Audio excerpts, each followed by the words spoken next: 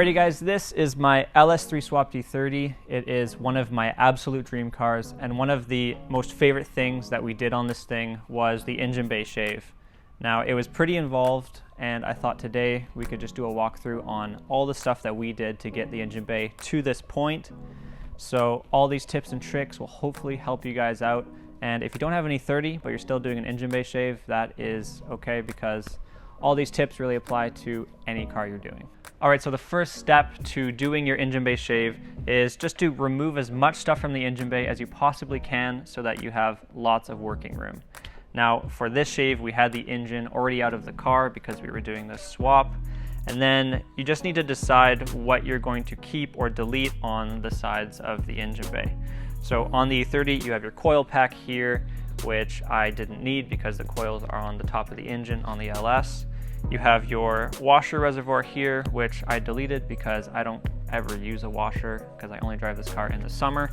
And then over on this side, you have the overflow tank, and I just relocated that down onto the frame rail.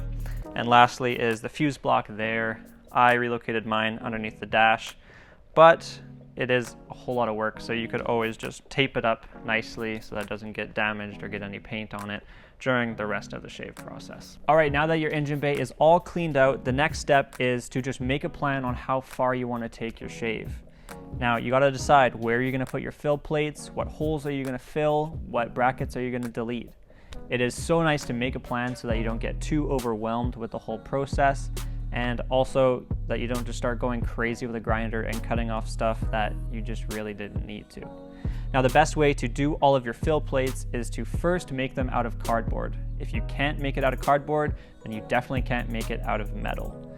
So once you get your good cardboard template made out, then you can lay it on the metal, trace it out, and then cut it, and you have a perfect template that fits right how you want it.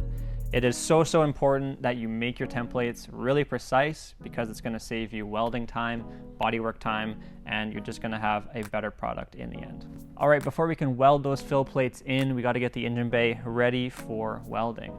Now, the three main things are seam sealer, a clean welding surface, and spontaneous fires. So for seam sealer, it is that rubbery stuff that's all over the engine bay.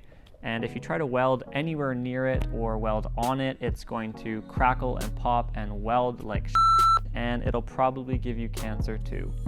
So anywhere we're going to be welding, get rid of the seam sealer. Also, rock guard is kind of the same thing, and you'll probably just want to get rid of that anyways so that the engine bay is nice and smooth, and just kind of leave the seam sealer just nicely in the corners where it needs to be. The next thing is a clean welding surface. This is almost kind of the same thing, but it's more regarding to the paint. You cannot be welding on paint, so use a wire wheel or a sander or something, at least around just the edges where you're going to be welding, so that you have nice, clean metal to metal welding, and it'll look better, it'll last longer, and it's just a good thing to do. Now, the last thing is spontaneous fires. This is kind of a fun part of engine bay shaves. If you're welding on the firewall, you got to watch out for fires on the other side because it'll set your insulation or your carpet on fire. So just be aware of that. On my build, the interior was out of it, which makes it a whole lot less stressful. So hopefully your car's in that stage too, but if not, then oh god, I don't know what you're going to do, but good luck. And then if you're welding on the fenders, there's rock guard underneath, and that will set on fire as well. So I just advise to put jack stands under the car, have the wheels off, so that once you notice that there's a fire, you can just hop out and blow it out underneath the wheel wells. There's no real nice way to do that. That's just what it is. All right, if there's any holes in the engine bay that you need to fill, if they're very, very small, then you can just use a little bit of weld. But if they're a little bit larger, then just cut out a little piece of sheet metal, put it in the hole, and then fill the gap in between those two panels. So once all the welding is done in your engine bay, the next step is to just clean up all the welds so it looks all nice and smooth. Now, for any flat surface, outside edge, or a little bit of inside edges, you can just use a grinder. Keep in mind that the grinder can cause pitting on glass and paint, so cover that up so you don't ruin your car. And the other really helpful tool for inside edges is a electric die grinder. It sucks because it just bounces all over the place off the welds, but it's kind of the only way to really do it. Just take your time, go along those inside edges, and make sure they're nice and smooth. All right, another tool that helped so much for my engine bay shave was this guy right here. It's a little handheld belt sander, and it's just insane. We thought that it would last like maybe a couple hours because it was so cheap, but this thing, we use it like every day in our shop and it's still working perfectly fine. It's got variable speeds. You can get all sorts of different grit belts for it, and they swap out really easy.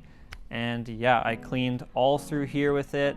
All these inside edges, it can grind welds down decently fast.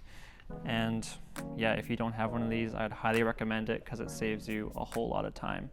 If you do want to pick up one of these guys, we have an affiliate link down below. It gives us a little bit of money back, and it's at no cost to you. So if you want to help out the channel, get one of these little grinders, then please go check it out. All right, once you're done with all of the welding in your engine bay, the next step is moving on to bodywork. Now, if there's any sort of inside edges, inconsistencies in delete plates, or any other little things that you want to address, you can do this with body filler. Keep in mind that body filler can crack, especially if you use it in large amounts. So if there's any one spot that you want to be putting a lot of body filler, then you might be better to go back to the metalwork section and try to fix it there, because there's nothing worse than going to a car show a year down the road and everyone's just pointing out all the cracks in your engine bay because you didn't do it quite properly. So for this engine bay, what we did was took the whole thing down to bare metal, so we were starting nice and fresh.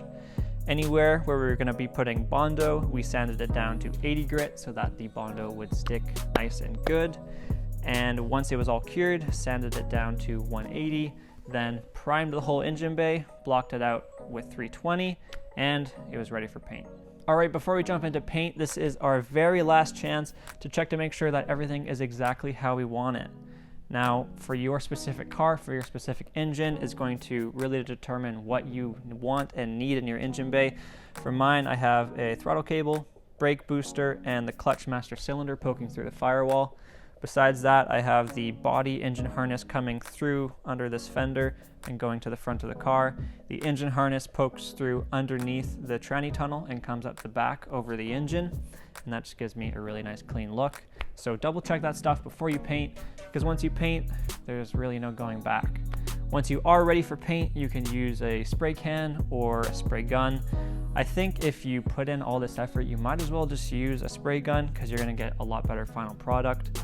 If you don't have one, you can get one off of Amazon for pretty cheap. We used a 0.8 tip minigun, and it was really nice for getting into just all those weird little angles, getting nice coverage on the whole engine bay. The last thing we did after we painted it was we just did a nice clean line of rock guard, and because this paint was white, I didn't want to have white paint down there because it would just get dirty really fast and I'd always have to clean it. So we just did a nice crisp line like that, and overall I'm really happy with it. Alright guys, hopefully this video was very helpful for you. If you want to see more footage of this E30, then go check out our channel because we have all sorts of videos on that thing. And if you guys are just into crazy engine swaps, we're starting our Viper V10 swapped RX-7, so check that out too. Guys, like and subscribe. I'll see you in the next video.